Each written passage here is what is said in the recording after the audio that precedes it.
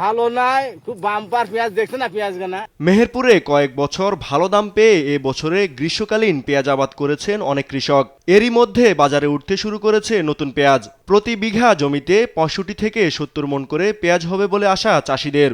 সার, বীজ, কীটনাশকের দাম বেশি হওয়ায় উৎপাদন খরচ বেশি হলেও বর্তমান বাজার দরে খুশি চাষিরা। পেঁয়াজ আমদানি না হলে লাভবান হবেন বলে আশা তাদের। সার কিনতেছে 2000 টাকা বস্তা, ওই জন্য আমাদের পেঁয়াজের লস হয়ে যাবে। যদি ইন্ডিয়ান পেঁয়াজ যদি না ঢোকাতে হবে, লাভবান আমরা করতে পারবো। এখানে আমরা বাম্পার ফলন হলেও আমরা দামে শঙ্কিত আছি। চাষি লোক দাম না পাইলে তো হবে না। এটা হচ্ছে গ্রীষ্মকালীন নাসিক N53 একটা জাত।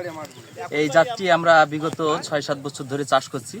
এটা অনেক লাভজনক। কৃষকদের প্রণোদনা ও পরামর্শ দিয়ে কৃষকদের আগ্রহী করা হচ্ছে বলে জানিয়েছেন কৃষি বিভাগ। এখানে শীতকালীন পেঁয়াজের পাশাপাশি গ্রীষ্মকালীন পেঁয়াজের আবাদ হয়ে থাকে, যেটা আমাদের পেঁয়াজের যে চাহিদা পূরণে ভূমিকা রাখে।